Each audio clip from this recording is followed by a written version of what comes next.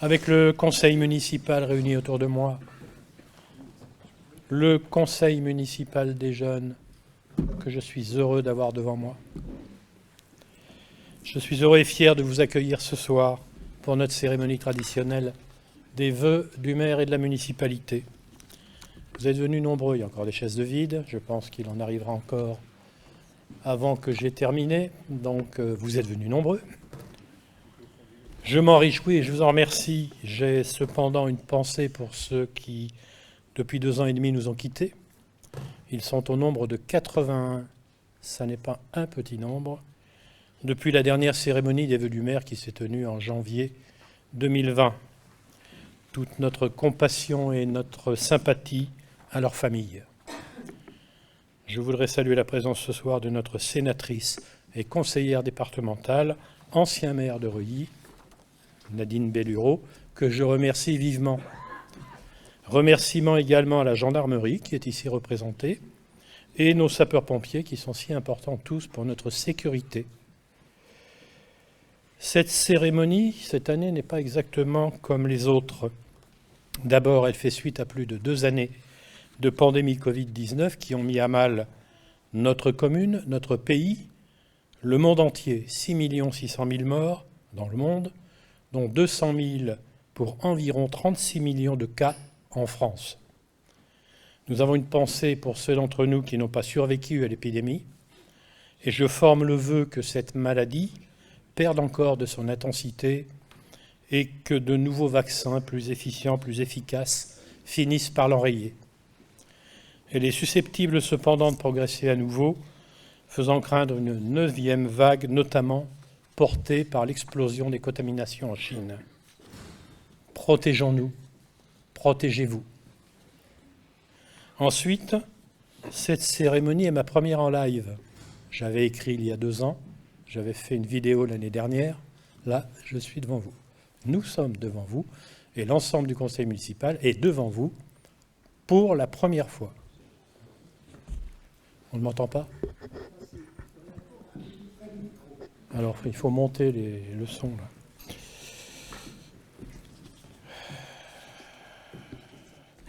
Donc, c'est ma première en live depuis l'élection municipale de mars 2020 qui a vu la liste de Nadine Bellureau emporter à nouveau la confiance d'une majorité d'entre nous, laquelle gagne les sénatoriales en août 2020 et rejoint le Sénat dès septembre de la même année. Je lui succède en octobre 2020, déterminé à poursuivre le programme qui a été choisi, à conduire Reuilly sur ce mandat vers un renouveau construit année après année au prix de nombreuses réhabilitations d'un patrimoine existant, au prix de nouvelles réalisations favorisant l'attractivité de notre belle commune, pour davantage de bien-être, pour une vraie capacité à faire face aux enjeux démographiques et à ceux de l'adaptation au changement climatique. J'avais prévu, et j'en aurais été particulièrement fier, de vous recevoir dans notre halle des sports, en grande partie rénovée. Une grande salle multi-activités qui héberge le Boulodrome, le seul équipement de cette nature et de cette qualité en région Centre-Val de Loire. Également l'activité de kickboxing, mais aussi, et ça aurait été le cas ce soir, des manifestations municipales. Une salle désormais totalement isolée thermiquement, chauffée et bénéficiant d'un éclairage modulable. C'est également le cas pour la salle multi-activités contiguë, destinée à accueillir des activités sportives douces, les enfants des écoles. Le groupe de chant choral de l'école de musique, Sapsande et son important groupe de danseuses et de danseurs. Enfin, la salle que l'on voit en premier en entrant, dont la destination sportive reste le judo et le tennis de table. L'ensemble a été conçu pour une économie d'énergie d'au moins 30% de la consommation antérieure, malgré un volume beaucoup plus important à chauffer et à éclairer, ce qui vient à point nommé en ce moment. Au-delà, et c'était également un enjeu important de ce projet, c'est l'hébergement de toutes les associations en un même lieu, à l'exception de l'USR et des Amis de Reuilly qui disposent de leur propre structure. Cela nous permet d'optimiser l'utilisation des espaces et d'élargir l'économie sur les bâtiments qui les hébergeaient auparavant. Un problème d'étanchéité de la toiture, en cours de résolution, ne m'a pas permis ce soir de vous faire découvrir cette modernisation, mais ce n'est bien sûr que partie remise. Je vous le disais, la pandémie a mis à mal notre commune, notre pays, le monde entier. Les mesures sanitaires, confinement total ou partiel, restrictions de déplacement, fermeture des frontières, arrêt des transports aériens, mais aussi le fort absentéisme dû aux contaminations dans une économie mondialisée ont conduit à l'arrêt de nombreuses chaînes de production dans pratiquement tous les secteurs d'activité, dans pratiquement tous les pays producteurs. La reprise des activités sous-tendue par une forte demande en provenance de tous les pays du monde depuis la mi-2022 a été confrontée à une pénurie de fournitures, là encore dans tous les domaines, alimentaires, technologiques, moyens de transport, médical. Il s'ensuit une crise économique alimentée par une envolée des prix consécutive à ces pénuries. La reprise complète des productions mondiales, mais aussi la réindustrialisation de notre pays sur certains secteurs d'activité jugés stratégiques, le moment venu, seront de nature à réduire les impacts de cette crise, portés également par d'autres facteurs. La crise énergétique exceptionnelle par son ampleur sous-tend la crise économique et sociale à laquelle nous sommes confrontés. Des errements stratégiques ont conduit à l'arrêt de plus de la moitié de nos réacteurs nucléaires, fragilisant gravement notre approvisionnement en électricité. Le parc des énergies alternatives et renouvelables n'atteint pas les objectifs de production suffisants. Nous devons importer d'importantes quantités de cette énergie indispensable. Les conséquences en sont, là aussi, l'envolée des prix du kilowatt. L'État met en place des dispositifs destinés à protéger les acteurs économiques, un bouclier tarifaire pour les particuliers qui limitera la hausse à 15% des tarifs antérieurs, une prise en charge d'une partie de l'excédent de la charge pour les très petites entreprises et les collectivités territoriales. Pour notre commune, la prévision des 1003 sur l'énergie électrique, hors éclairage public, est à un peu plus du double de la réalisation 2022, 2,2 de coefficient d'augmentation. L'État devrait prendre en charge environ 20% de la facture, soit environ 20 000 euros sur une prévision de 94 600 euros, à rapprocher d'une facture 2022 de 43 000 euros. On passe de 43 000 à 94 600 sans rien faire, et l'État nous apportera une aide de 20 000 euros. Enfin, s'ajoutent à tous ces paramètres sécheresse et canicule qui amoindrissent notablement les rendements agricoles, notamment céréaliers. La guerre en Ukraine qui fragilise considérablement la stabilité alimentaire dans le monde, particulièrement en Afrique, qui est également à l'origine, pour partie, de l'augmentation du prix des carburants et contribue à l'explosion des coûts de l'électricité. La crise sociale est là. C'est le coût des énergies, c'est l'inflation galopante sur les produits alimentaires, mais pas seulement, c'est l'impact social des fermetures d'entreprises suite au Covid, au coût des énergies ensuite, aux difficultés d'approvisionnement enfin. L'État, à nouveau, met en place des dispositifs d'aide aux populations les plus impactées. La commune, en particulier le Centre communal d'action sociale, apportera les secours d'urgence nécessaires aux familles les plus en difficulté, en complément des dispositifs nationaux dans la limite de ses moyens. Enfin, la santé. Depuis plusieurs années, se sont développés sur notre territoire national des déserts médicaux qui s'étendent un peu plus à chaque départ en retraite de médecins généralistes ou de médecins spécialistes.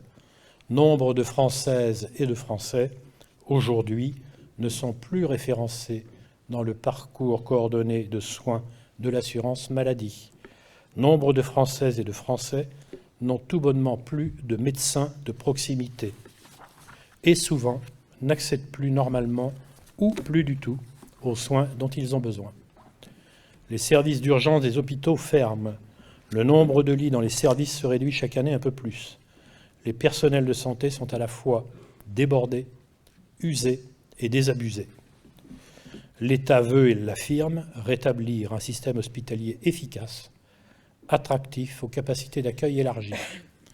Nous souhaitons que la médecine de ville bénéficie de la même volonté afin de rétablir une offre de soins de proximité sur l'ensemble du territoire national. Notre commune a perdu son dernier médecin résidentiel l'an passé.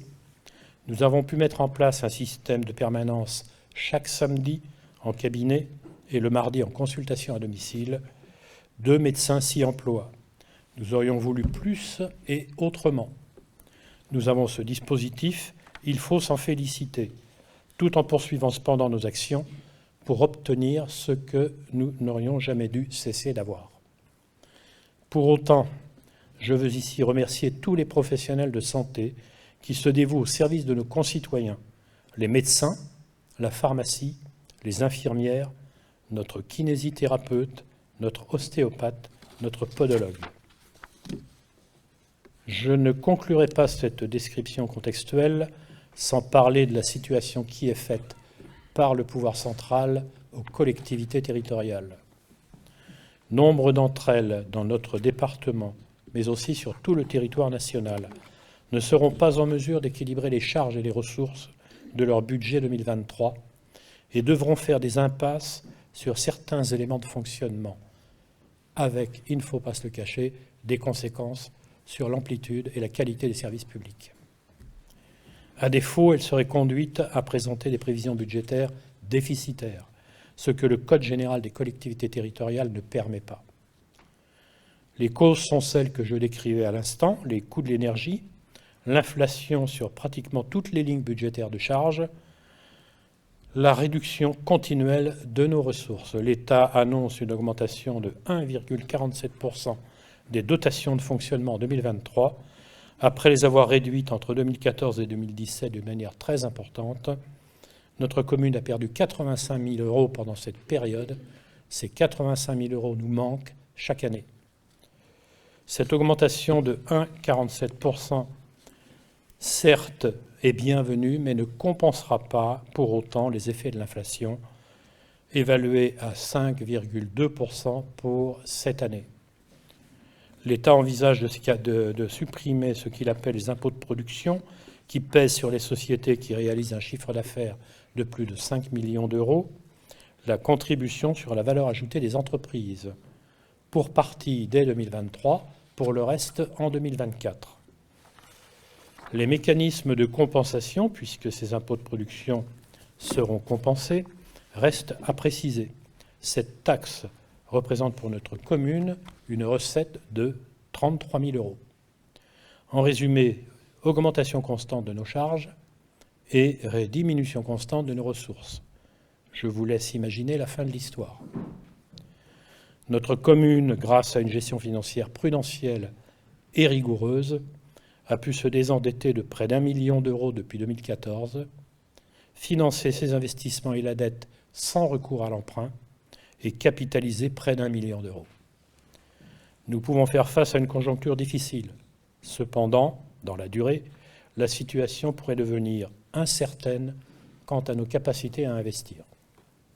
C'est dans ce contexte que notre commune et notre communauté de communes vont devoir faire preuve d'imagination, mais aussi de détermination auprès des pouvoirs publics pour que nos services publics demeurent, et ce, au même niveau de qualité et accessibles à tous, tout en conservant des capacités financières suffisantes pour faire face aux investissements indispensables à l'adaptation de nos territoires au changement climatique.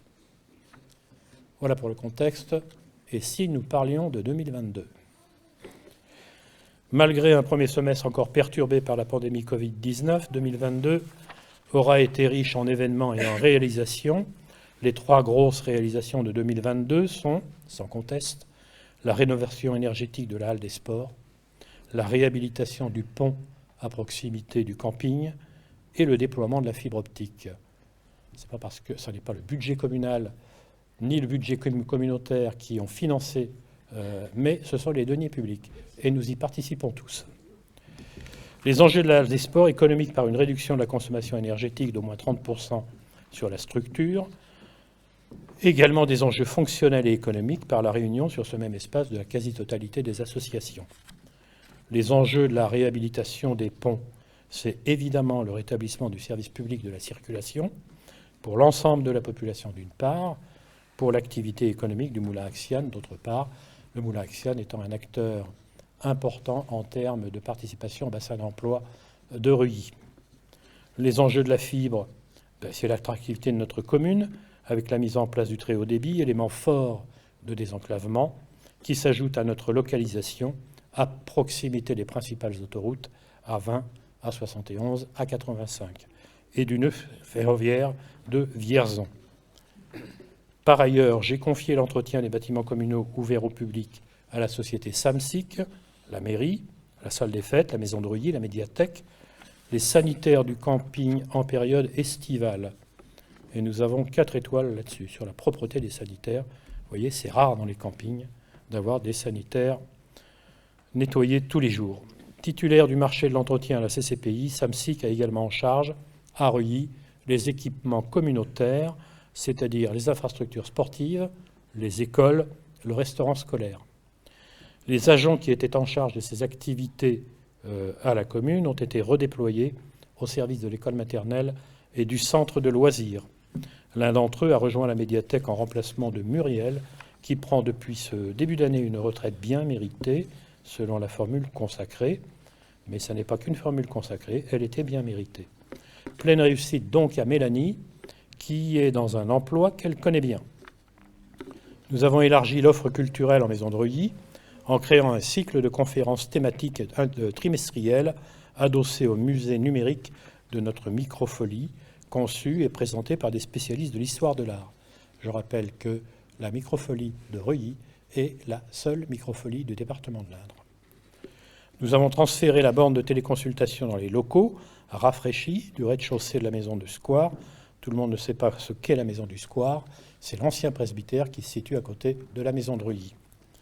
Tout à côté, nous avons mis un cabinet de consultation à disposition des médecins qui assure désormais une permanence hebdomadaire.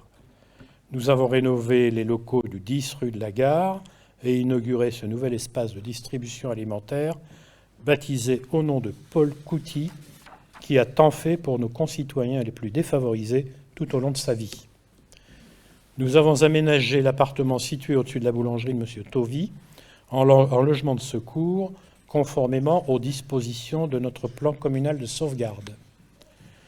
Nous en avons profité, enfin on avait commencé bien avant, à refondre le plan communal de sauvegarde. Il a été entièrement refondu pour prendre en compte la totalité des risques auxquels nous pouvons tous être confrontés.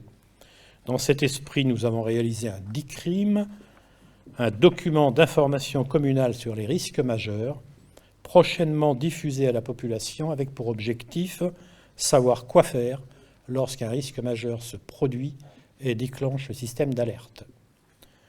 Nous avons réhabilité un logement communal au-dessus du centre de loisirs, qui est loué à un agent de la collectivité. Nous avons réalisé des aménagements de sécurité avec un plateau ralentisseur rue des Maquis du Nord-Indre, devant chez Trigano Remorque, avec pour objectif la sécurisation des entrées-sorties du personnel, mais aussi la sécurisation des riverains tout au long du périmètre Trigano Remorque. Nous avons réalisé des marquages au sol au début de la route du stade, un passage pour piétons qui relie le trottoir de la rue des AFN à celui de la place des écoles. Ça paraît un détail, c'est extrêmement important en termes de sécurité. Également marquage au sol devant le cabinet du kinésithérapeute, interdisant le stationnement des véhicules de sorte que les patients puissent entrer et sortir du cabinet. Devant la boulangerie Bernardet pour interdire le stationnement des véhicules dans le virage de manière à fluidifier la circulation. Nous avons installé un défibrillateur au stade d'honneur, ce qui porte à 4 le nombre de défibrillateurs dans la ville. Nous avons poursuivi l'initiation au civisme avec l'élection du conseil municipal des jeunes. Ça fait 3 ans, 4 ans, oui, 4 ans. Avec le passeport du civisme, nous avons remis aux élèves de CM2 la dernière mouture du passeport du civisme juste avant les vacances de Noël, qui s'est enrichi d'actions nouvelles qui ont été imaginées par Lucie. Elle est où, Lucie? Elle est là. Voilà. Et je pense que ça intéresse énormément les CM2 que d'avoir à accomplir cette mission que de remplir les actions du passeport du civisme. Et enfin, nous réalisons le voyage des CM2. On emmène tous les CM2 chaque année à Paris pour visiter un lieu symbolique de la République, que ce soit l'Assemblée nationale, le Sénat, le Conseil constitutionnel ou bien d'autres, mais le clou de la journée, c'est quand même la Tour Eiffel. Il ne faut pas se le cacher. Nous avons aménagé la plaine de Jeux du Cluseau, ou poursuivi son aménagement avec la végétalisation et l'engazonnement de la plaine. Nous avons un projet sur lequel nous avons travaillé d'aménagement de l'entrée de ville route d'Issoudun. Nous avons travaillé sur le projet d'aménagement d'une mobilité douce entre la Sente des Tournelles et la Stalive du Manoir pour un accès facilité à l'espace naturel sensible, ce qui inclut la démolition de la maison Suède située près de la ligne de chemin de fer, la maison des Pigeons. Nous avons fait réaliser par un cabinet spécialisé l'étude patrimoniale sur l'assainissement collectif, avec en résultat un schéma directeur de la mise à niveau de l'infrastructure. Et dans le cadre du syndicat intercommunal d'alimentation de l'eau potable que j'ai le plaisir et l'honneur de présider, nous avons fait la même étude patrimoniale sur la distribution de l'eau potable, avec en résultat un schéma directeur de la mise à niveau de l'infrastructure. En 2 mots, une étude patrimoniale, c'est un audit détaillé sur tous les composants d'une infrastructure, de manière à définir quelles sont les priorités de remise à niveau de ces infrastructures. Pour ne rien vous cacher non plus, pour chacun des schémas directeurs, l'addition est de l'ordre de 2 millions d'euros environ, sur 5 ans. Donc ce n'est pas immédiat, hein, mais quand même. Nous avons engagé une étude de faisabilité d'un aménagement d'intérêt général de l'espace Vanier, avec pour cible des activités économiques, de la santé et à terme de l'associatif et du culturel. Pourquoi à terme? Parce que le projet est important, il est lourd financièrement et devra être étalé sur plusieurs années. L'année 2023 verra s'achever la phase de réhabilitation des ponts, rue des Ponts, avec des travaux légers de renforcement des appuis du pont situé à proximité du garage Citroën, la réalisation de l'aménagement de la placette rue Voltaire, qui dessert l'espace Paul Couty, donc l'acquisition de la placette, la signature aura lieu tout début février chez le notaire. Nous allons créer un îlot de fraîcheur dans chaque école. Alors, juste un mot, vous savez que la végétalisation des cours d'école est à l'ordre du jour, on en parle beaucoup, sauf que c'est très compliqué à réaliser et très cher. Une cour d'école, c'est généralement du bitume, du goudron. Donc ça, évidemment, ça emmagasine de la chaleur et ça la restitue en période de chaleur intense. Il n'en demeure pas moins que pour végétaliser une cour d'école, il faut d'abord un plan de végétalisation, un cabinet d'études, ça coûte très cher. Il faut enlever le bitume et trouver une modalité pour... c'est pas ça? Je ne sais pas si c'est ça ou pas ça. Moi, c'est ce que je pense. Enlever le bitume et trouver un dispositif qui permette de faire pousser de la végétation, etc. Nous allons commencer par un système beaucoup plus simple. Nous allons installer des brumisateurs, des rampes de brumisation dans les préaux. Et pendant les récréations, les élèves pourront se rafraîchir dans le préau, côté brumisateur. Et s'ils n'ont pas envie d'être sous le brumisateur, ils seront dans l'autre partie du préau. Les rampes de brumisation, ça fait baisser la température de 2 à 3 degrés sous le préau. Donc voilà ce que nous allons faire, au moins dans un premier temps, et j'étudierai avec ceux qui savent ce qu'est une végétalisation de cours d'école. J'en suis où? J'en suis l'installation d'un parc à vélo à l'école élémentaire. La réfection de la rue de la Gare. Alors la réfection de la rue de la Gare, elle était programmée déjà dès 2019 pour 2020.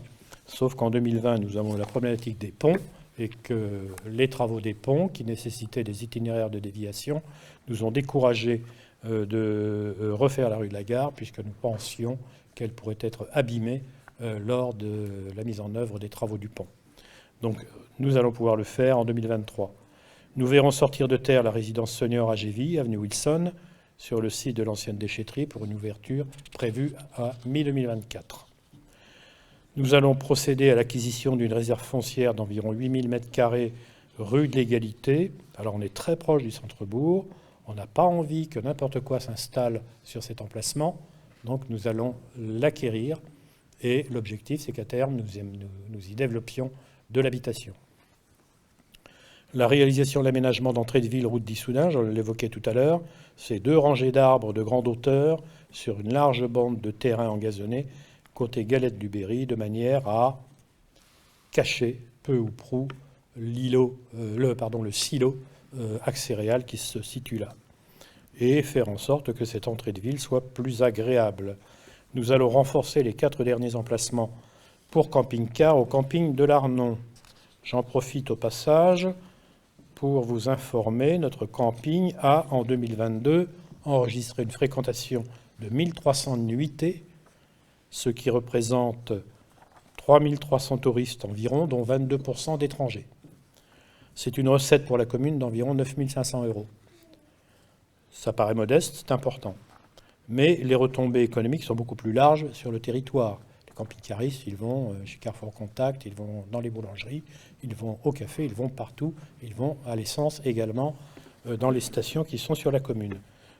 Et par ailleurs, ces touristes, eh bien, ils découvrent Reuilly. Ils ne sont pas forcément des habitués, ils passent, ils découvrent Reuilly. Ils peuvent être séduits par la ville de Reuilly, ils peuvent y revenir et peut-être s'y installer, on peut toujours rêver. La poursuite de l'étude de l'aménagement de l'espace Vanier, concours de maîtrise d'œuvre, donc j'en parlais tout à l'heure, concours de maîtrise d'œuvre, nous allons demander à un panel d'architectes de nous présenter un avant-projet, et le meilleur avant-projet sera celui qui sera retenu. Le lancement d'une étude préalable à l'aménagement de la traversée de la Ferté, ça ne signifie pas que les travaux seront engagés immédiatement. Nous avons eu de lourds projets sur le niveau communautaire et sur les budgets communautaires, qui ne sont pas des budgets pléthoriques. On va avoir l'étude, on saura quoi faire, on saura combien ça coûte, et dès que ce sera possible, les travaux seront lancés. Nous allons lancer un audit énergétique sur la salle des fêtes, dans le cadre de l'adaptation au changement climatique, en sachant que la salle des fêtes est celle qui est la plus consommatrice en matière d'énergie électrique de tous les bâtiments publics de la commune.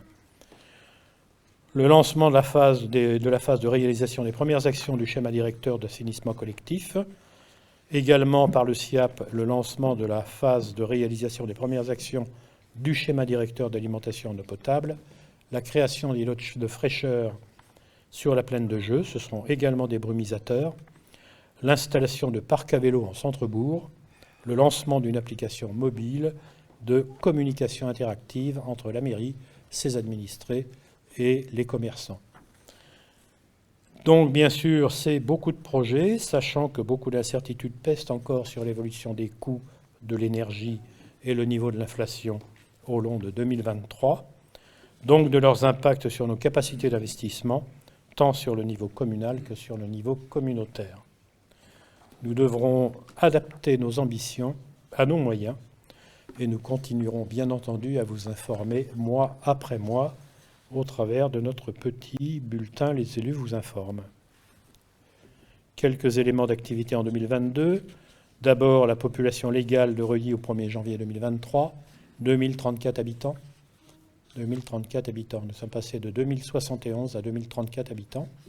2003 habitants à Reuilly, en population municipale, et 31 habitants en population comptée à part, qui ne sont pas des vrais Reuillois, qui sont des gens de passage, mais qui sont là le jour du recensement. Sur l'état civil, alors c'est remarquable, en 2022, nous avons eu 21 naissances. En 2026, nous avons eu en 2021, nous avons eu 26 naissances. Par contre, nous avons en moyenne, 2019-2020, 15 naissances. Que s'est-il passé pendant les années de confinement ? A contrario, en 2022, eh bien, nous enregistrons 32 décès, malheureusement, 31 en 2021. Donc on voit que les naissances s'accroissent sur ces 2 années, mais les décès également. On a aussi peut-être des explications sur les décès. Le Covid y a probablement participé.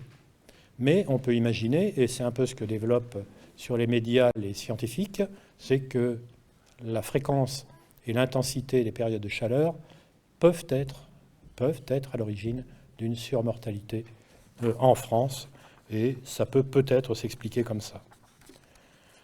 11 mariages en 2022, on rattrape 2020 et 2021, où il n'y en a eu que 3 sur chacune de ces années. On n'a pas une moyenne très élevée non plus dans les mariages. Et enfin, 6 PAX, on en avait eu 11 en 2021, alors que c'était 5 en 2020, et 5 en 2019 et 1 en 2020.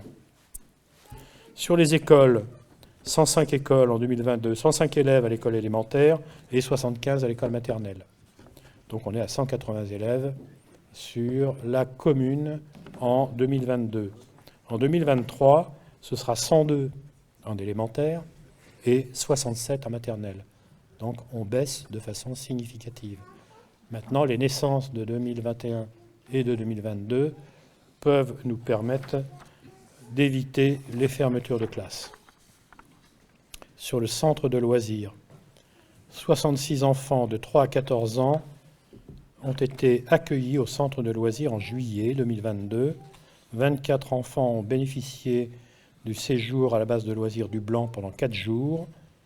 13 jeunes de 12 à 14 ans ont été pris en charge dans le cadre du Cap Jeunesse. En matière d'urbanisme, 10 permis de construire en 2022 contre 8 en 2021. 57 déclarations de travaux contre 50 en 2021. 47 mutations, c'est-à-dire 47 ventes de biens immobiliers en 2022 contre 60 en 2021. Sur le désendettement, je le disais tout à l'heure, la dette au 1er janvier 2014 était de 2 340 000 €. Elle est au 1er janvier 2023 de 1 365 000 €. Nous avons désendetté la commune de 975 000 € sur cette période. L'activité municipale est devenue plus dense et plus complexe qu'autrefois.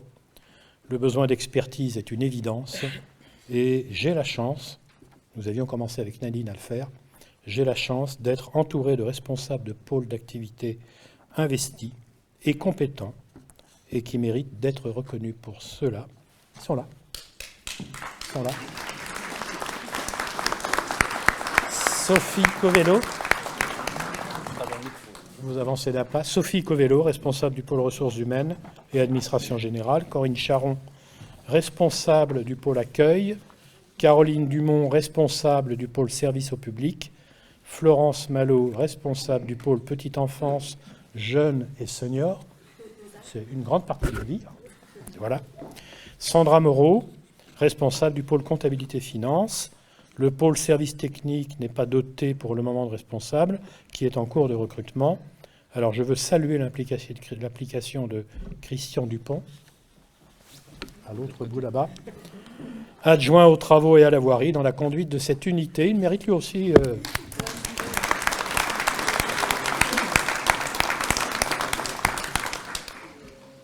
Avec les conseillers municipaux, Marie-Vonne Pou, qui malheureusement ne peut pas être là en raison de son état de santé, Michel Brisset, premier adjoint, ici, Marie-Christine Guillemot, deuxième adjointe, là, Christian Dupont, troisième adjoint, on vient d'en parler, Anaïs Champex, qui n'est pas là, Baptiste Breton, qui est là, derrière, voilà, Lucie Vanier, cinquième adjointe, Jacques Bragui, il est derrière, Nicole Boniface, elle est là. Oui, elle est là. Oui. Jean-Jacques Onfray, Erika Joly, quatrième adjointe, Pierre Lebar, Carole Battista de Horta, Dominique Plat, Marine Cousset, José Manuel Carvalho, David Grolot, Sandrine Pin, sans oublier bien sûr le conseil municipal des jeunes qui s'y associe volontiers, avec Margot Chipot, maire des jeunes, on l'applaudit.